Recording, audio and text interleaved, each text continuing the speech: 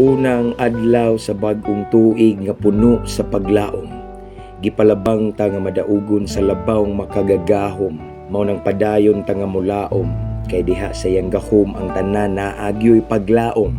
Kung naaman tay kasakit sa kagahapon, kung naaman tay disappointment sa kagahapon, or mga ngilad nga kasinatian sa kagahapon, atong timan-an nga part na sa kagahapon. Bag-ong tuig na ta karon, so let's move on.